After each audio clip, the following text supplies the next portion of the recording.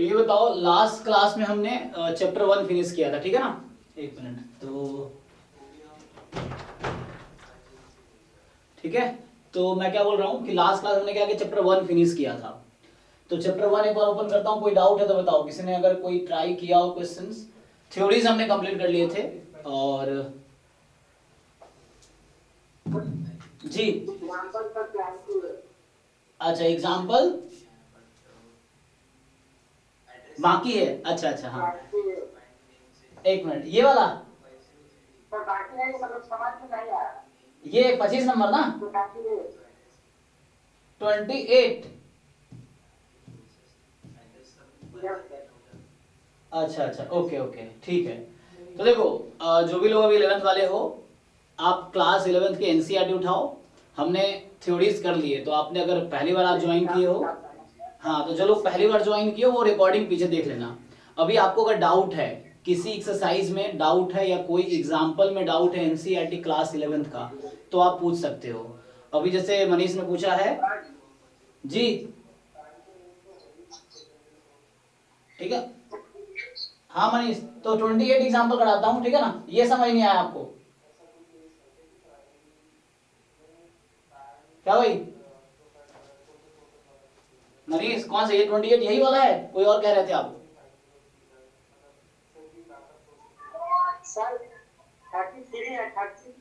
अच्छा 33, हाँ एक बार देख लो खोल के, ये नंबर ये वाला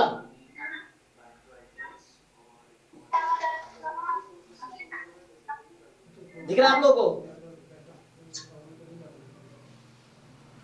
देखो, ओके ठीक है, चलो। तो देखो, अब ये क्वेश्चन पूछा है इन्होंने, तो पहले तो मैं इसका स्क्रीनशॉट ले लेता हूं और समझते हैं क्या कहना चाह रहा है।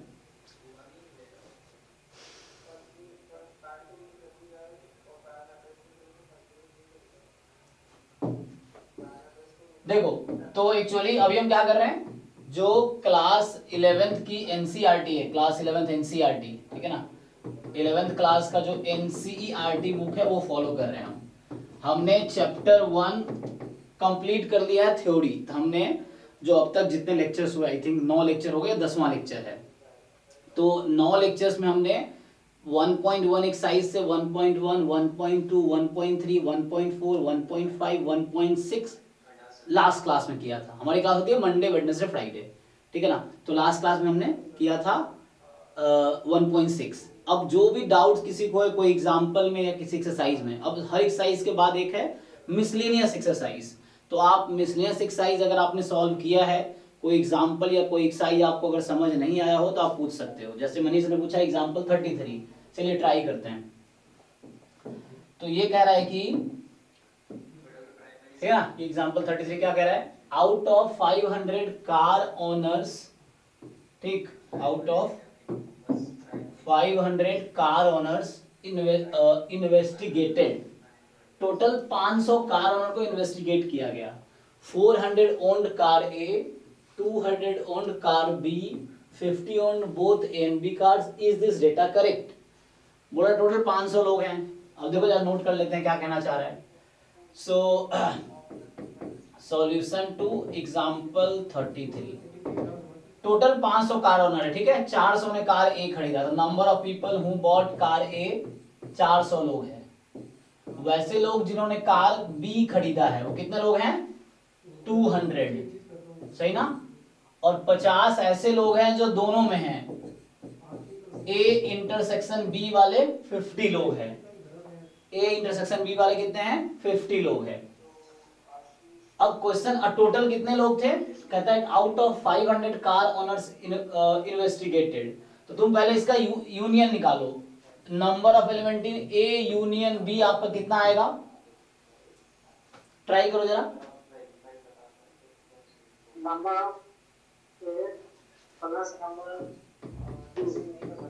यस यस, तो इसको आप पुट करेंगे तो क्या आंसर आएगा,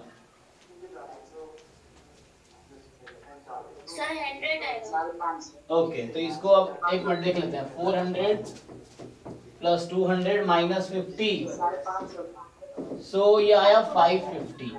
अब देखो जरा ध्यान से, तुम्हें हमने लास्ट क्लास में वेन डायग्राम कराया था, वेन डायग्राम कराया था ना, तो उसमें क्या है, एक ए है, एक बी है और एक यूनिवर्सल सेट है। अब तुम देखो ध्यान से, ए यूनियन बी कौन सा पोर्शन है, ये वाला पोर्शन है ना, जो सेट किया मैंने, ये है आपका ए यूनियन बी, और ठीक, और ये है यूनिवर्सल सेट। अब तुम बताओ यूनिवर्सल सेट में और ए यूनियन बी में कौन सा वाला सेट ज्यादा बड़ा है, कौन सा सेट लार्जर है, कौन सा स्मॉलर है? तो हमेशा यूनिवर्सल सेट में ज्यादा ही एलिमेंट होगा जितने ए यूनियन बी में है। सही की गलत? सही है ना, जितने भी ए यूनियन बी में होगा, क्या कर रहा हूं, हाँ, सो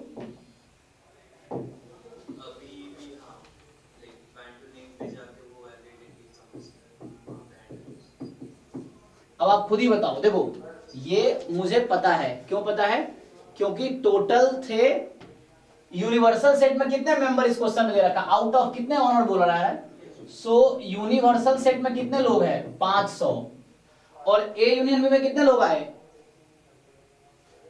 550। क्या क्या ऐसा हो सकता है क्या, सोचो आप, कि ये तो यूनियन छोटा सेट है, यूनिवर्सल बड़ा सेट है, तो ऐसा हो सकता है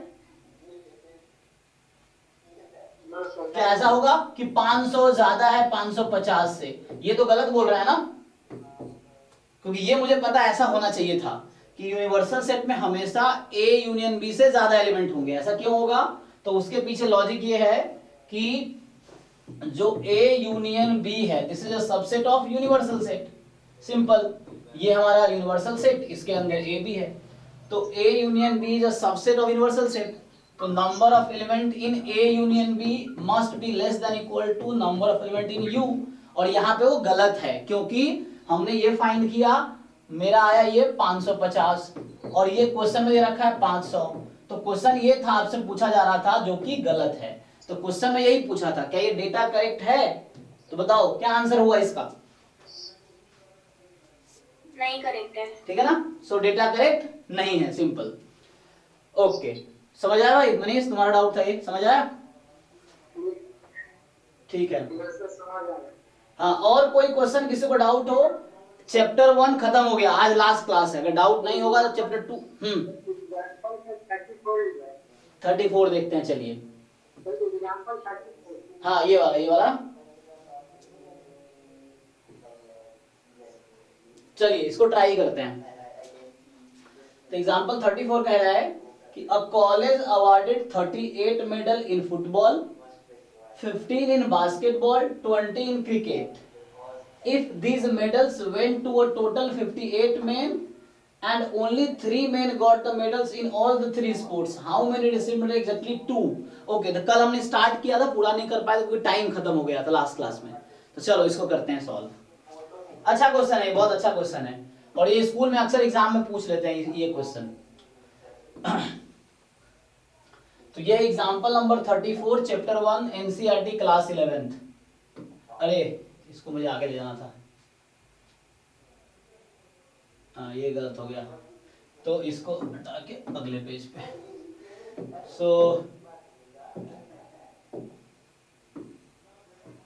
चलिए इसको ट्राई करते हैं, जरा समझते हैं क्या कहना चाह रहा है।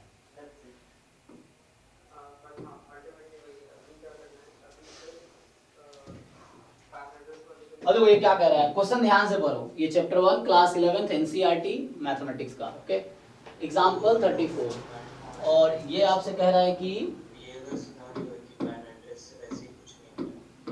ठीक है ना, सो क्वेश्चन है कि अब college awarded 38 medal in football, college ने क्या किया, फुटबॉल में 38 अवार्ड दिया, 15 इन बास्केटबॉल, बास्केटबॉल में 15 अवार्ड दिया, 20 इन क्रिकेट, क्रिकेट में 20 अवार्ड दिए, ठीक है। If these medals went to a total of 58 men and only 3 men got medals in all the 3 sports, सिर्फ 3 लोग हैं जिनको तीनों स्पोर्ट्स में मिला, तो कितने लोगों ने मेडल जीता, 2 ऑफ द 3 स्पोर्ट्स। तो इसके करने के 2 मेथड है जो मुझे आते हैं, 3 4 5 10 20 हजार मेथड हो सकता है, 2 तरीका मुझे पता है, एक तो मैं सेट से करूंगा, दूसरा बिना सेट से करूंगा। मतलब कहने का मतलब ये है कि मैं ऐसा लिखूं जैसे इन्होंने लिखा ना कि how many received medal in exactly 2 of the 3 sports, तो इसको मैं सेट के फॉर्म में लिख दूं। इसका मतलब ये हुआ कि number of element in A union B minus C, like this समझ लो। तो इसका मतलब क्या हुआ, या ऐसा समझ लो A union B intersection C complement plus B union C intersection A complement plus A union C intersection B complement. तो इस तरीके से तो लिख सकता हूं मैं। दूसरा तरीका है कि मैं इसके ना करूं, इससे ना करके दूसरे तरीके से करूं, है ना। सो ठीक है ना, how many received medals in exactly 2 of the sports. एक तरीका ये है, इसमें क्या है देखो ध्यान से, ये हमारे पास वेन डायग्राम है ए बी सी, मतलब ऐसे बोल दिया मैंने क्या क्या है इसमें देख। एक तो है फुटबॉल, अच्छा तो ए बी सी लिख दिया मैंने। मान लो ए तुम ले लो फुटबॉल बास्केटबॉल क्रिकेट, हाँ तो ठीक है फुटबॉल को ये मान लेते हैं, ठीक है ना। तो फुटबॉल बास्केटबॉल क्रिकेट, तो यहाँ जो ए लिख रखा वो एफ मान लो, है ना, ए जो है वो एफ है। सो जहां जहां ए लिखा उसको एफ ले लो, फुटबॉल, सी मतलब क्रिकेट, बी मतलब बास्केटबॉल। तो ये क्वेश्चन आप अच्छे से समझना, ये बड़ा अच्छा क्वेश्चन है ये। तो एक तो इस तरीके से मैं कर सकता हूँ, इसका फॉर्मूला लगाऊंगा फिर सॉल्व करूंगा। एक और तरीका, वो भी तरीका ठीक है। क्या होगा बताओ, अगर मैं पहले फॉर्मूले से करके दिखाता हूँ, देखो मैं दोनों मेथड से करके दिखाता हूँ। एक फॉर्मूला से, ये फॉर्मूला मेथड हो गया। दूसरा बिना कोई फॉर्मूला, मैं इसमें नाम ए बी सी डी इसका पोर्शन का नाम ले लूंगा, फिर उससे मैं कर लूँ। तो अभी फॉर्मूले से ट्राई करते हैं, देखो जरा क्या आता है। तो मैंने जैसे ये लिखा है, ये क्या लिखा फिर से लिखता हूँ। इसमें ये था, देखो मतलब समझो लिखना क्या चाह रहा हूं मैं। यहां मैं लिखना ये चाह रहा हूं, इसने कहा कि ऐसे कितने लोग हैं जिसको एग्जैक्टली 2 स्पोर्ट्स में प्राइज मिला, मेडल मिला, मतलब 2 स्पोर्ट्स में मिला ही। तो जैसे अच्छा एग्जैक्टली 2 था ना, तो मुझे ऐसे लिखना था इसको, एक मिनट। एग्जैक्टली 2 है तो मुझे क्या लिखना पड़ेगा, A intersection B not C. Okay okay एक मिनट, तो मैंने लिख दिया एटलीस्ट, है ना। इसमें 1 और 2 हो गया, तो मुझे लिखना पड़ेगा ए इंटरसेक्शन बी, मतलब F intersection B. Football basketball में मिला, क्रिकेट में नहीं मिला। यहाँ इंटरसेक्शन होगा और यहाँ भी इंटरसेक्शन होगा। अब सही है ओके।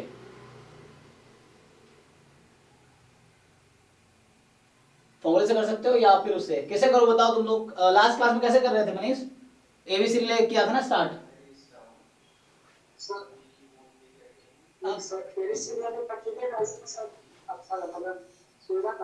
कैसे एबीसी लेके, चलो मान लो स्मॉल, इसमें small element B C, let से यहाँ पे कहीं डी ई एफ जी और बाहर है एच। देखो हर पोर्शन का नाम रख दिया, ए ये वाला पोर्शन है, B A C D E F G, बाहर वाला एच है। अब क्या बोल रहा है कि इसने कहा है कॉलेज 38 मेडल इन फुटबॉल। तो फुटबॉल देखो तुम एफ वाला सर्कल देखो, एफ में क्या क्या है, तुम ये देखो एफ के अंदर क्या क्या है, कौन कौन सा पोर्शन है बताओ। एफ में कौन कौन सा पोर्शन आ रहा है, जी प्लस एफ, यस। तो ये मिला के होगा 38। फिर 15 बास्केटबॉल में है, तो बास्केटबॉल में है सी प्लस डी, मतलब B plus C plus D plus G, यही था ना, ये था 15। 20 इन क्रिकेट, क्रिकेट में कितने लोग हैं, तो क्रिकेट में देख लो कितने लोग हैं, D E F G, D E F G कितना होगा 20। और if this medal went to total 58 में, और ये मेडल कितने लोगों को मिला है, 58 लोगों को मिला है। अच्छा तो 58 मतलब सब मिला के, so A plus B plus C D E F G, नहीं एच वाला वो है जिसको कोई मेडल नहीं मिला। एच कौन सा पोर्शन है जिसको कोई मेडल नहीं मिला, हाँ एच है उसमें जिसको कोई मेडल मिला ही नहीं। तो यहाँ इसने कहा है कि if this medal went to a total of 58 men, 58 लोगों को जो मेडल मिला उसकी बात कर रहा है। अच्छा एक बार चेक करो यूट्यूब लाइव चल रहा है, आवाज जा रही कि नहीं, इसमें अक्सर दिक्कत होता है, देखता हूँ।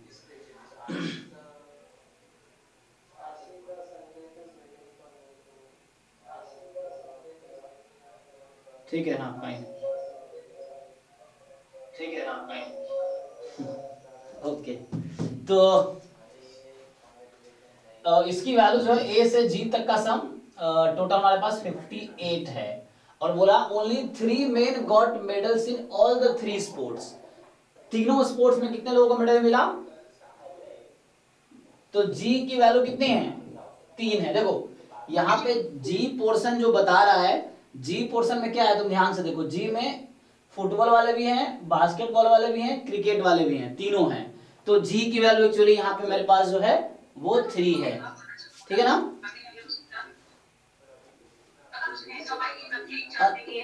हाँ ठीक है ना, तो जी की वैल्यू 3 है।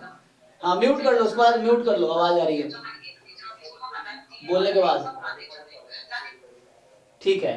मतलब सब क्लियर हो गया? जो जो दिया था उसको मैं नंबर के फॉर्म में लिख दिया कि 15 बास्केटबॉल में बास्केटबॉल वाला सर्कल, 20 क्रिकेट में क्रिकेट वाला सर्कल, फिर क्रिकेट में कितने लोग थे? 20 थे ना, हाँ तो क्रिकेट वाले 20 लोग थे, फिर ऐसे ही 15 बास्केटबॉल में थे, 38 फुटबॉल में थे और 58 टोटल थे 58 और 3 लोग सब में थे। अब ये 4 इक्वेशन है, इस 5 है ना, 5 इक्वेशन आपको दे दिया।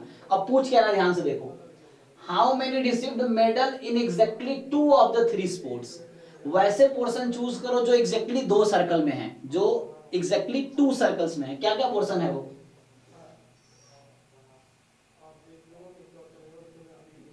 बताओ? 2 सर्कल में कौन कौन से पोर्शन जो एग्जैक्टली 2 सर्कल में है?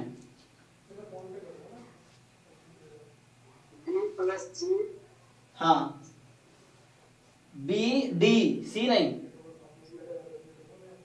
है ना, बी डी एफ। तो मुझे चाहिए, हाँ ये मुझे इसकी वैल्यू चाहिए। अब तुम देखो भाई, अब तुम्हें ये 5 इक्वेशन है, इसको यूज करके इसकी वैल्यू तुम्हें निकाल लेनी है। सो आपको इसकी वैल्यू चाहिए इन 5 इक्वेशन को यूज करके। तो पहले तो सब में जी पुट कर दो, तुम सब में जी की वैल्यू पुट कर दो। तो यहां से आया a plus B plus F, कितना आ गया? 38 माइनस 3 35। मैं जी की वैल्यू रख रहा हूं, ठीक है? तो यहां आएगा B C D, B plus C plus D, कितना आया? 15 माइनस 3 ना, 12। यहां से फिर यहां से सॉल्व कर लो, यहां भी जी की वैल्यू रख दो, D plus E plus F, कितना आया? 17। जी ये आ गया 17। और फिर यही इसमें पुट कर लेंगे, तो ये तो पुट ही कर रहा है, इसको इस इक्वेशन से देख लेंगे क्या आएगा। तो इसमें पुट कर लीजिए, तो आपका ए से लेके A B C D E F G, G तो रखना ही है तो जी को रख देते हैं। तो इक्वल टू आ जाएगा कितना? 58 माइनस 3 कितना हो गया? 55। हाँ अब देखो तुम्हारे पास अब 4 इक्वेशन है, 1 2 3 4। इन 4 इक्वेशन को यूज करके तुम्हें फाइंड करना है इसकी value b plus D plus F की। देखो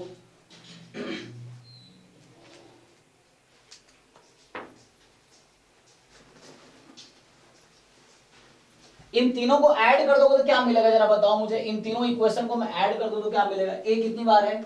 1 बार है सिर्फ। b कितनी बार है? देखो ध्यान से इसको देखो, इन तीनों इक्वेशन को ऐड करो।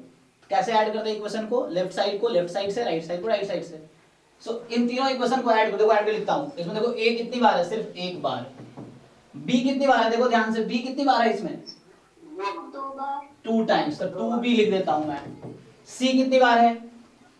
1 बार। 1 बार तो वंस। फिर आप देखो d कितनी बार है इसमें?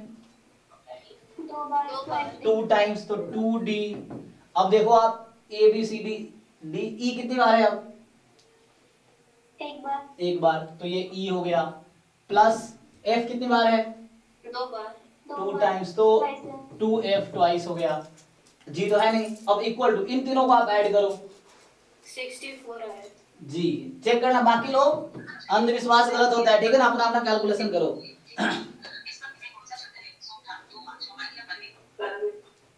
ठीक है 64।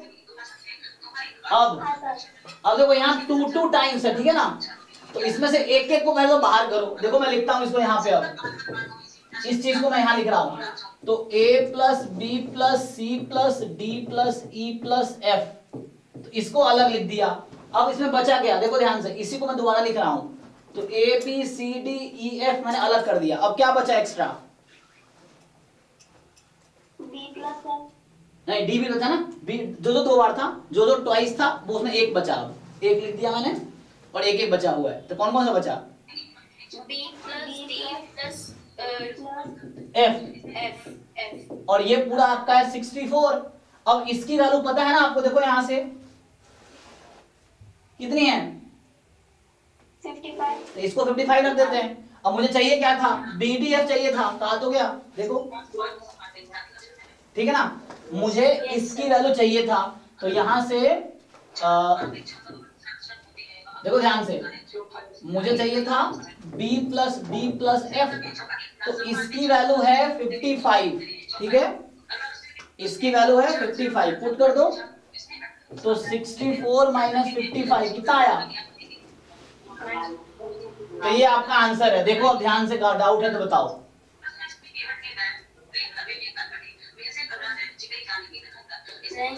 ठीक है ना, ओके, ठीक है, डाउट नहीं है, फाइन।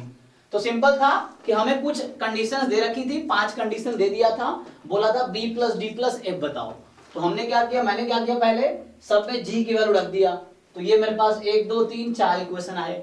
फिर इन तीनों को मैंने ऐड करके एक ही बना दिया। अब इसमें देखा बी डी एफ ट्वाइस है, ये वही बीडीएफ है जो मुझे चाहिए था, ठीक। तो ये वही वाला बीडीएफ है जो हमें चाहिए था।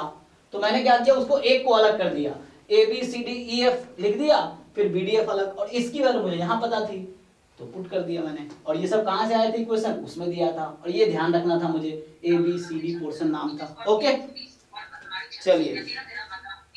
सर मैंने फर्स्ट लेक्चर ज्वाइन नहीं किया था, उस मतलब ग्रुप बाद में ज्वाइन किया था, तो प्लीज ये रीसेंड कर दीजिएगा। हाँ, आपको जो भी लेक्चर्स हैं वो सारे मैं ग्रुप में भी भेज दूंगा, व्हाट्सएप ग्रुप में आपको, ठीक है। तो एक बार आप रिवाइज कर लेना। ये चैप्टर आज खत्म हो जाएगा, तो आज फर्स्ट चैप्टर का लास्ट क्लास है, या तो आज सेकंड चैप्टर स्टार्ट होगा या अगले क्लास में स्टार्ट होगा। अगर डाउट नहीं होगा तो फिर आज सेकंड चैप्टर स्टार्ट करूंगा। तो पुराने लेक्चर्स में आपको भेज दूंगा ग्रुप में, ठीक है। और कोई डाउट किसी को है तो बताइए। सो हम लोग चैप्टर 1 में डाउट्स कर रहे हैं। आज चैप्टर 1 खत्म हो गया लास्ट क्लास में, आज डाउट्स कर रहे हैं। जो भी क्वेश्चन एग्जांपल या एक्सरसाइज, 7 एक्सरसाइज है टोटल चैप्टर 1 में, एनसीईआरटी क्लास 11 मैथ में, ठीक। चलो, और कोई डाउट किसी को है? मनीष, और कोई डाउट है? खुला ही छोड़ दीजिए, हवा आता रहेगा। हाँ,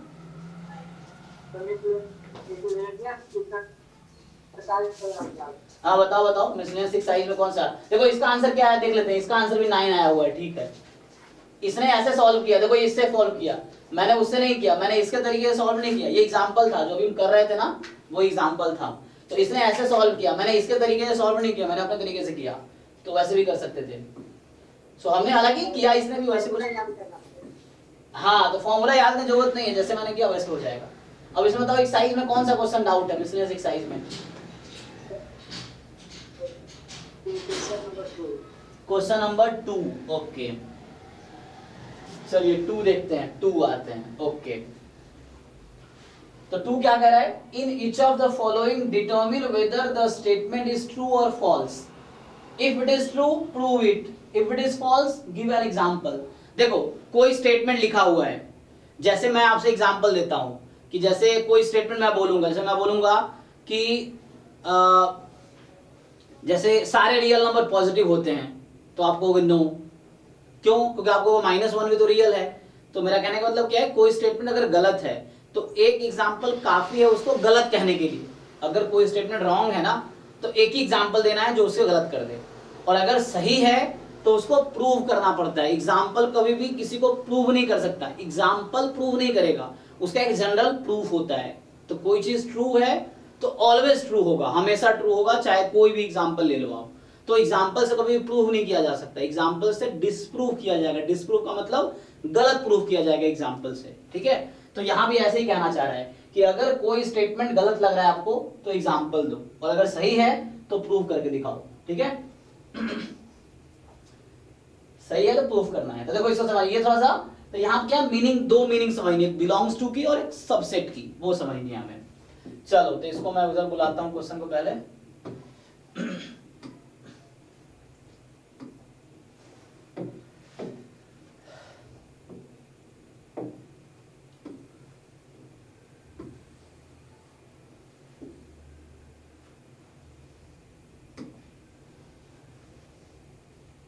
तो ये सब आगे काफी हेल्प करेगा आपको। ओके, अब देखिए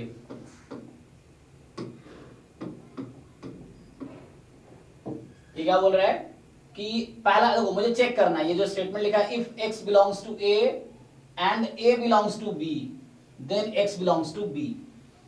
तो सबसे पहले कोई स्टेटमेंट को आप गलत प्रूव करने की कोशिश करो। कोई स्टेटमेंट अगर चेक करना हो कि सही है कि गलत है, तो पहले आप कोशिश करो उसको गलत करने की। अगर गलत कर पाते हो, कोई एग्जांपल मिल जाता है तो ठीक है, अगर एग्जांपल नहीं ऐसा मिलता है तो फिर ट्राई करेंगे प्रूव करने की। सो जैसे इसने कहा कि कोई एक एलिमेंट x है a में, तो a देखो पहले तुम्हें समझना पड़ेगा मीनिंग कि ये बिलोंग्स टू का मीनिंग क्या है और इसका मीनिंग क्या है। मतलब यहाँ पे तो ये लिखता है, तो ये इसका नाम है एप्सिलॉन। देखो इसका नाम है एप्सिलॉन, लेकिन पढ़ते इसको हम है, पढ़ते हैं क्या इसको, बिलोंग्स टू। ऐसे ही इसका नाम तो ये, अच्छा नाम भी देखना पड़ेगा क्या है, इसको क्या पढ़ते हैं हम लोग, सबसेट। तो इसका नाम हटा दो, मतलब इसका नाम देखना पड़ेगा क्या है, मैं नाम भूल गया। तो इसका नाम है, इसका सब पढ़ेंगे हम सबसेट, ठीक है। अभी पढ़ेंगे इसको हम सबसेट, पढ़ना है सिंपल।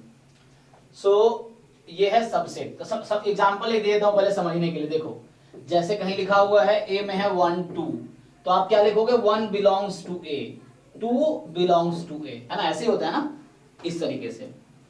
और अगर कहीं ऐसा होगा, सबसेट क्या होता है कि एक ऐसा सेट जिसके सारे एलिमेंट दूसरे में हो, जैसे फॉर एग्जांपल 5 1 2 1 2, तो ये सब क्या है, सबसेट है। मैं ऐसा लिख सकता हूं 5 is subset of A, set containing 1 subset of A, set containing 2 subset of A। अच्छा मैं सबसेट ऐसे लिखता हूं, एनसीईआरटी में इक्वल नहीं लगाता है, एनसीईआरटी में नीचे इक्वल नहीं लगाता है, कोई बात नहीं।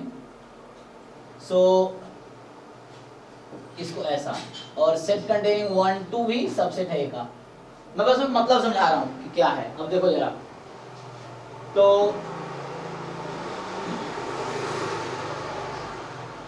आओ इसको अब ट्राई करते हैं। देखो तो जो पहला ही स्टेटमेंट को ट्राई करते हैं, पहला स्टेटमेंट यही लिख देता हूं मैं। तो जो फर्स्ट स्टेटमेंट है उसको ट्राई करते हैं। इसने कहा x, देखो समझो फिर से, x a में है तो a कोई सेट होगा जिसके अंदर x होगा। सही सही लिख रहा हूं ना, हाँ ना बोलना, है ना। इसने कहा x कोई एलिमेंट है जो कैपिटल A में है, तो a कोई सेट होगा जिसके अंदर x होगा, मान लो ऐसा। अब देखो आगे फिर बोला a एक सेट है, a एक सेट है जो कैपिटल लेटर होगा वो सेट होगा, ठीक है। तो वो सेट बिलोंग कर रहा है दूसरे सेट में। अच्छा तो ऐसा है, मान लो b है, तो b के अंदर बिलोंग कर रहा है, सबसेट नहीं है, बिलोंग कर रहा है। बिलोंग कर रहा है तो एलिमेंट होगा, तो b कुछ इस तरह से बना लेता हूं। तुम कुछ भी बना सकते हो, तो मैं इस तरह बनाता हूं कि b सेट कंटेनिंग a है। तो क्वेश्चन ये है क्या x बिलोंग कर रहा है b में? क्या आपको दिख रहा है b के अंदर x कहीं है? फॉल्स होगा। यस फॉल्स होगा, ठीक है। तो यहां a बिलोंग्स टू b है, तो x does not belong to, x तो इसके अंदर है ही नहीं। मैंने ऐसे एग्जांपल बनाया जहां x तो दिख ही नहीं रहा है, तो ये फॉल्स हो गया एक्चुअली। तो यहां मैं लिखूंगा कि x does not belong to b, b के अंदर एक ही एलिमेंट है, वो एलिमेंट a है। तुम इसको ऐसे भी लिख सकते, चाहते हो तुम ऐसे लिख सकते थे, सेट इसके अंदर फिर x, तो ये डबल ब्रैकेट है। इसका मतलब ये नहीं बोलेंगे कि x बिलोंग कर रहा है, एक्चुअली तुम ऐसे लिख सकते थे दिस बिलोंग्स टू b, हाँ सेट कंटेनिंग x बिलोंग कर रहा है जो कि a है, एक्चुअली वो बिलोंग कर रहा है। तो मेरा मतलब फिर से वही कहने का है कि लाइक सिंपल से ध्यान दो, ये स्टेटमेंट रॉन्ग है। रॉन्ग क्यों है? क्योंकि x बिलोंग नहीं कर रहा है, a बिलोंग कर रहा है b में। किसी को डाउट है? तुम अपना खुद भी एक एग्जांपल बना सकते हो, मैंने एग्जांपल बनाए तो ठीक है ना। गलत दिखाने के लिए एक एग्जांपल काफी है। तो मैंने दिखाया कि x एलिमेंट है a का, x belongs to a belongs to b, तो b के अंदर a बिलोंग कर रहा है, तो क्या b के अंदर x बिलोंग कर रहा है? नो, तो आंसर इज नो, तो ये गलत हुआ। दूसरे एग्जांपल पे आते हैं। कह रहा है a सबसेट है b का, अच्छा, और b बिलोंग कर रहा है c में, तो मैं इधर लिखता हूं अगले पेज पे। ये बोल रहा है a सबसेट है b का और b बिलोंग कर रहा है c में, ये कह रहा है ना, a सबसेट है b का, b बिलोंग कर रहा है c में, तो क्या a बिलोंग करेगा c को? ये क्वेश्चन है। ए सबसेट है बी का, बी बिलोंग कर रहा है सी में, तो क्या ए बिलोंग करेगा सी को, ये क्वेश्चन। ओके, तो क्या ए बिलोंग करेगा सी को, तो हम फिर से कोशिश क्या करेंगे, गलत दिखाने की, ठीक है। सो तुम्हें हमेशा पहले कोशिश करना है, एक एग्जांपल कंस्ट्रक्ट करो जो इसको गलत दिखा दे, ठीक। तो देखो ए सबसेट है बी का, अपनी मर्जी से तुम कुछ भी ए बना लो, मान लो मैं ए में 1 ले लिया सपोज, तुम देखो इनफाइनाइट एग्जांपल हो सकता है, मैं एक एग्जांपल बना रहा हूं, तुम करोड़ों एग्जांपल बना सकते हो गलत दिखाने के लिए। सो एक मैं ए लिया, अपनी मर्जी से A1 ले लिया, अब बी मुझे कैसा चुनना है, ए सबसेट हो बी का, ये मुझे मानना पड़ेगा, ये मुझे गिवन है, ये मुझे गिवन है, ये इफ है, और इसको चेक करना होता है, तो ये मुझे गिवन है, तो बताओ बी मैं कैसा बनाऊंगा। हाँ, तो बी में जो है ए से ज्यादा एलिमेंट लेने पड़ेंगे ना, बी में ए से ज्यादा लेने पड़ेंगे क्योंकि ए में 1 है, और क्योंकि ए सबसेट है बी का। राइट राइट, ए सबसेट है बी का, इसीलिए मुझे बी में ज्यादा एलिमेंट लेना पड़ेगा, तो मैं चलो मान लिया 1 2, ओके, बहुत सारे बना सकते हैं, ये बना लिया। अब तुम्हें सी ऐसा बनाना है कि बी उसमें बिलोंग कर रहा हो, देखो, तो मुझे सी ऐसा बनाना है कि बी बिलोंग कर रहा हो, तो मान लो मैं ऐसा ही रख दिया, सिर्फ बी रख दिया, ओके। तो बोल रहा है क्या ए बिलोंग कर रहा है, तो कहीं ए दिख रहा है क्या तुम्हें, नहीं सर। नहीं ना, वो तो बी ही एलिमेंट है, एक ही एलिमेंट है, तो इसका मतलब ये हो गया ए, हाँ ए बिलोंग नहीं कर रहा है सी में, ए बिलोंग नहीं कर रहा, बी बिलोंग कर रहा है, तुम इससे ये लिख सकते हो कि बी बिलोंग कर रहा है सी में, ए नहीं कर रहा, ए बिलोंग नहीं कर रहा है सी में, सी में एक ही एलिमेंट है वो बी है, तो ए तो है ही नहीं, तो इसका मतलब ये भी गलत हो गया, तो इसका स्टेटमेंट भी ये भी रॉन्ग हो गया। So this is also no, no मतलब फॉल्स। अब अगला देखो, ए सबसेट है बी का, बी सबसेट है सी का, तो कह रहा है क्या ए सबसेट होगा सी का, चेक करते हैं। सो तीसरा एग्जांपल जो है ना, सो तीसरा कह रहा है कि ये दूसरा था, ए सबसेट है बी का, बी, देखो ये बुक एनसीईआरटी में ऐसे लिखा है, मतलब यही है जो मैं लिख रहा हूं, मतलब वही है, उसने लिखा नहीं है, ए सबसेट है बी सबसेट है सी का, ये पता है आपको, मतलब आपको गिवन है कि ए सबसेट है बी का और बी सबसेट है सी का, ये पता है, तो मुझे चेक करना है कि क्या ए सबसेट है सी का, ये क्वेश्चन है, तो वो हमें पहले ये एग्जांपल बनाऊंगा इसके हिसाब से, फिर वो चेक करूंगा मैं, तो हमारी कोशिश होगी पहले गलत प्रूफ करने की, ठीक है। गलत प्रूफ करना आसान होता है, सही प्रूफ करना डिफिकल्ट है, बिकॉज ऑफ सही होगा तो हर एग्जांपल के लिए सही होगा, गलत अगर एक एग्जांपल पे हो गया तो काफी है, तो एक एग्जांपल ढूंढने की कोशिश करते हैं, फिर नहीं होगा तो फिर हम दिखाएंगे सही। देखो अब ए कुछ बनाओ, तुम ए में क्या लेना चाहोगे, चलो 1 ले लेते हैं, ठीक। अब ए सबसेट होना चाहिए बी का, तो बी में क्या लेंगे, चलिए 1 2 ले लेते हैं। अब बी सबसेट है सी का, बी सबसेट है सी का, तो सी क्या लूं, 1 2 3, अब जैसे जैसे कहा वैसे वैसे हमने एग्जांपल बना लिए। अब चेक करो क्या ए सबसेट है सी का, यस। अब देखो यहाँ पे ट्रू आ गया, तो लेकिन इसका मतलब ये नहीं कि एक स्टेटमेंट करेक्ट है, मतलब अभी तुम्हें आइडिया मिला, ओके करेक्ट हो सकता है ना, लेकिन एग्जाम्पल कभी भी प्रूव नहीं कर सकता है, तो ये प्रूफ नहीं हुआ, ये जस्ट एक वेरिफिकेशन हुआ कि तुमने वेरीफाई किया ये स्टेटमेंट करेक्ट है, प्रूफ नहीं हुआ। प्रूफ कैसे होगा, प्रूफ थ्योरेटिकल होता है, इन जनरल होता है, प्रूफ जो होता है हर एग्जाम्पल के लिए एक जैसा होगा, तो प्रूफ मैं लिखता हूं। अब देखो सो ये तो चलो तुम्हारा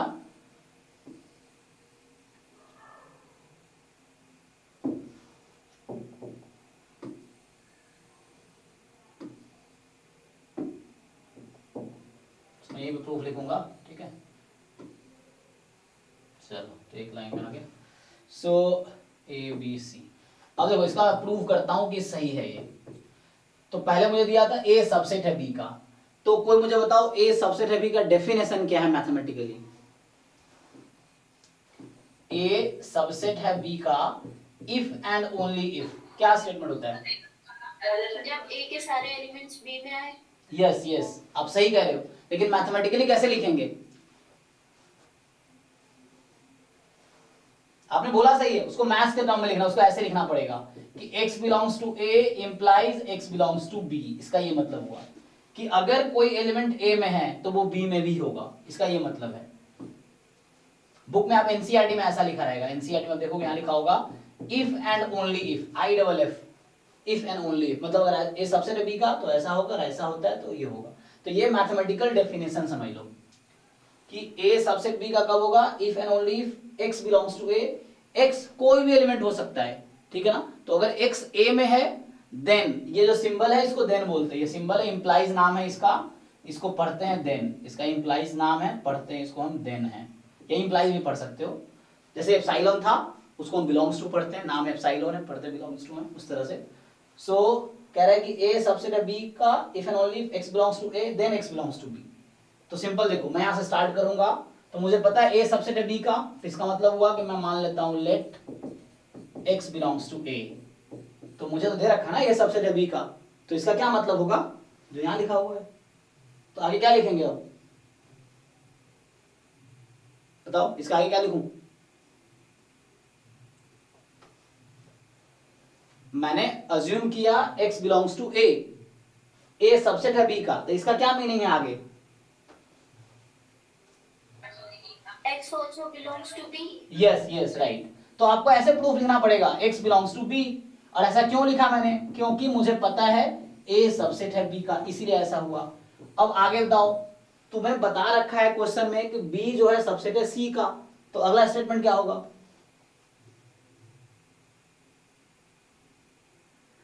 देखो b सबसेट है c का, x belongs to c। Yes क्योंकि अब आपको ये पता है कि x b का मेंबर है, x is a member of b, so x अगर मेंबर है b का तो चूंकि b सबसेट है c का तो वो x मेंबर होगा c का भी, तो x बिलोंग करेगा c को भी, क्यों, बिकॉज मुझे बता रखा है क्वेश्चन में b सबसेट है c का।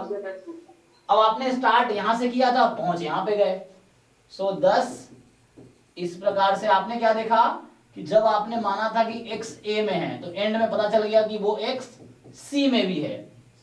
ये प्रूव हो गया ना, आपने स्टार्ट किया यहां से और यहां तक पहुंच गए, तो इससे ये प्रूव हो गया कि a सबसेट है c का। तो इसके लिखेंगे therefore a is subset of c, हो गया प्रूफ, ठीक, तो ये हो गया प्रूफ।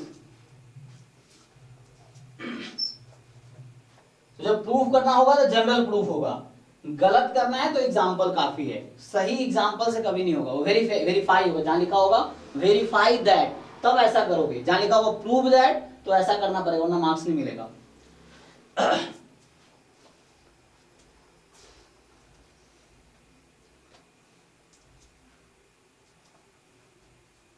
चलो आगे बढ़ते हैं। तो ये हमने तीस ट्राई करेंगे, ओके, हाँ ये भी कर सकते हो, बाकी ट्राई कर सकते हो। तो हमने तीसरा दिखाया, यस तीसरा ट्रू है, ऐसे ही फोर्थ आपको ट्राई करना है, फिफ्थ ट्राई करना है। तो जैसे मैंने बताया, समझो ध्यान से, हमने बताया कि a सबसेट है b का if and only if x belongs to a implies x belongs to b, मतलब a के सारे एलिमेंट b में हैं। तो जब a सबसेट नहीं है b का, इसका क्या मतलब हुआ, तो x does not belongs to, हाँ yes, then x does not belong to a, तो यहां होगा x does not belong to b then x does not belong to a, यहां मतलब ये होगा। देखो a सबसेट नहीं है b का, तो कोई एलिमेंट b में नहीं है तो वो a में भी नहीं होगा। अच्छा एक मिनट, सॉरी, वो तो सबसेट का ही मीनिंग हो गया, नहीं नहीं, इसका मतलब होगा वो तो सबसेट का दूसरा मीनिंग हो गया कि x b में नहीं है तो a में भी नहीं होगा। सबसेट कोई वैसा लिख सकते, देखो तुम, मैं फिर से लिखता हूं, a is subset of b, इसका मीनिंग होगा तुम ऐसे भी लिख सकते हो x does not belong to b then x does not belong to a, ये दोनों सेम बात है, ये दोनों सेम ही डेफिनेशन है। a सबसेट b का तुम ऐसा बोल सकते हो x a में है तो b में भी होगा, और अगर b में नहीं है तो a में भी नहीं होगी, b में ज्यादा है ना, तो b में नहीं है तो a में कहां से आएगा, क्योंकि ये तो सबसेट है b का, और b बड़ा वाला सेट है, लार्जर सेट है, तो अगर b में नहीं हो तो a में कहां से आएगा, क्योंकि b तो लार्जर सेट है। तो दोनों सेम बात है, हमें देखना था कि नहीं होना चाहिए सबसेट, तो उसके लिए ऐसा तरीका है, कई सारे तरीके हैं लिखने के, तो एक तरीका मैं बता देता हूँ। सो हमने कहा ए सबसेट है बी का, है ना, तो ए था कि x if and only if x belongs to a implies x belongs to b, ये तो सबसेट वाला जो लिखाया था मैंने वो था। अब a सबसेट नहीं है b का, कोई एग्जांपल बताओ जब a सबसेट नहीं होता है b का, इसका क्या मतलब हुआ? a कब सबसेट नहीं होगा b का?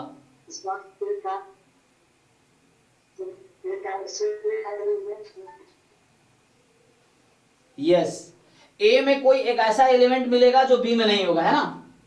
सो ऐसा लिख सकते हो, देयर एग्जिस्ट,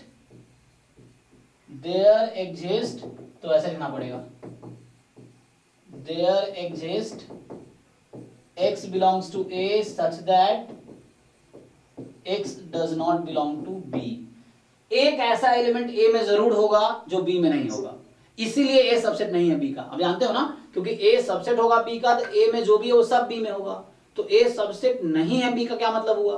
तो a में कोई ना कोई ऐसा एलिमेंट जरूर होगा जो b में नहीं है, तो वही लिखा है मैंने कि there exist x belongs to a such that x does not belong to b।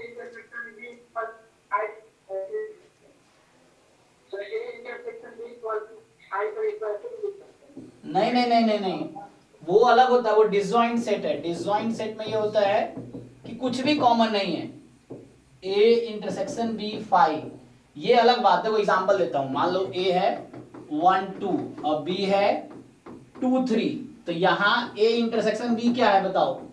a में 1 2 है, b में 2 3 है, 2 है, यस 2 है, तो ये एम्प्टी तो नहीं है ना, a इंटरसेक्शन b एम्प्टी नहीं है। यस सर, अब बताओ क्या a सबसेट है b का? नो सर, नहीं है, क्यों नहीं है? सर क्योंकि सारे एलिमेंट्स नहीं आते थे। यस, तो एक 1 ऐसा a में है जो b में नहीं है ना, ये मतलब हुआ कि 1 जो है वो a में तो है लेकिन वो b में नहीं है, इसलिए सबसेट नहीं है। ठीक है मनीष, क्लियर हुआ? तो जरूरी नहीं है कि a इंटरसेक्शन b 5 हो। यहां देखो, a सबसेट नहीं है b का और a इंटरसेक्शन b 5 भी नहीं है, तुम जो कहते हैं 5 होना चाहिए, 5 जरूरी नहीं है ना। देखो तो ठीक है, तो कोई नहीं, आप ट्राई करना। तो जो लोग अभी और भी क्वेश्चन पूछ सकते हो, तुम्हारे पास बुक्स है, तुम बुक्स ओपन कर लो, ये क्वेश्चन दिखा देता हूँ, ये बाकी पार्ट पे ट्राई करके आना, नहीं होता है अगले क्लास में फिर डाउट क्लास। अच्छा, आगे सारा हो गया तुम्हारा? ओके ओके, तो टोटल 16 क्वेश्चन है मिसलेनियस में, और एग्जांपल्स भी कुछ है। तो जो लोग अभी नए ज्वाइन किए हो, जो पुराने भी हो, तो एक बार चैप्टर 1 पूरा कंप्लीट कर लो। कंप्लीट मतलब एक एक एग्जांपल सॉल्व करो, सारे एग्जांपल सॉल्व करो, और एक एक एक्सरसाइज के क्वेश्चन करो। एग्जांपल तुम्हारे बुक में है, एग्जाम में एग्जांपल ही आएगा, लेकिन तुम्हें पता ही रहेगा एग्जांपल है, जब तक सॉल्व नहीं करो पता कैसे चलेगा तुम्हें एग्जांपल था। तो एग्जाम में एग्जांपल्स भी आ जाते हैं, तो वो तुम्हें घर पे सॉल्व करना पड़ेगा खुद से, बिना देखे, ताकि तुम्हें समझ आए। अगर समझ आ गया तो हो गया। तो अभी आप बाकी लोगों में से किसी को डाउट है तो पूछ सकते हो, नहीं तो नेक्स्ट क्लास में आगे कंटिन्यू करेंगे। फिर एक बार सर जी, अगर रेफरेंस बुक है तो एनसीईआरटी लगाने की जरूरत है? नहीं नहीं जरूरत नहीं है। आप कौन सा बुक फॉलो कर रहे हो रेफरेंस में? सर वो आर.एस. अग्रवाल कर रहे हैं। ठीक है, आप आर.एस. अग्रवाल करो, आर.डी. शर्मा करो, के.सी. सिन्हा करो, ये सब बुक एनसीईआरटी से बेहतर ही है वो सब बुक, और एनसीईआरटी के सारे क्वेश्चन उसमें है। आर.एस. अग्रवाल में भी आपको एनसीईआरटी के सारे क्वेश्चन मिल जाएंगे लगभग, के.सी. सिन्हा की बुक में भी मिल जाएगी आपको ये सारे क्वेश्चंस, या जो लोग आर.डी. शर्मा की बुक सॉल्व करते हैं उसमें मिल जाएगी। तो जो रेफरेंस बुक है वो एनसीईआरटी सबसेट है रेफरेंस बुक का, ये समझ लो। तो जो मैं फॉलो कर रहा हूँ वो एक सबसेट है सबका, बाकी इसका सुपर सेट है। R S. Agarwal, R D. Sharma, K C. Sinha, ये सब बुक्स जो है 11 12 के लिए, वो सब इसका सुपर सेट है। तो ये सारे क्वेश्चन ऑलमोस्ट वहां है ही। ठीक है, ओके सर। तो आप वहां से भी डाउट पूछ सकते हो, आप वही सॉल्व करो, और उसमें से भी आप एग्जांपल्स करो, एक्सरसाइज करो, डाउट पूछ सकते हो उसमें से भी, कोई दिक्कत नहीं है। ठीक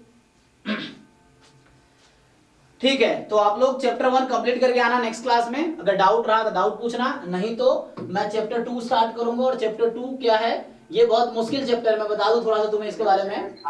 हाँ, इसके बारे में बता दूं तुम्हें कि ये जो है 11th में फर्स्ट सेकंड चैप्टर है, 12th क्लास में क्या है, एनसीईआरटी क्लास 12th में फर्स्ट चैप्टर ही है। एक्चुअली होता क्या है, तो ये जो चैप्टर 2 तुम्हारा जहां पे खत्म होगा 11th क्लास में, क्लास 12th का पहला चैप्टर यही है, और वहीं से वो शुरू होगा। तो ये जब तक तुम्हें समझ नहीं आएगा तुम्हें 12th में दिक्कत होगी। मतलब 12th का पहला चैप्टर है relation and function class 12th में, और क्लास 11th का दूसरा चैप्टर है। तो ये जहां खत्म होगी वहीं से क्लास 12th का पहला चैप्टर स्टार्ट होता है। इसमें पढ़ना है तुम्हें रिलेशन क्या होता है, फंक्शन क्या होता है, डेफिनेशन, और वहां पढ़ना है type of relation, type of function 12th में। तो ये इसलिए जानना जरूरी है। तो नेक्स्ट क्लास में ये स्टार्ट करेंगे, अगर आप लोगों को चैप्टर में डाउट नहीं होगा तो। ठीक है, तो अभी क्लास 12th की क्लास है अभी, तो 9 to 10 12th है, तो मैं वो स्टार्ट करता हूँ। ओके ठीक है, चलिए थैंक यू ज्वाइन करने के लिए, और रेगुलर रहना, रेगुलर रहोगे तो ज़्यादा अच्छा रहेगा। Thank you sir. जी थैंक यू।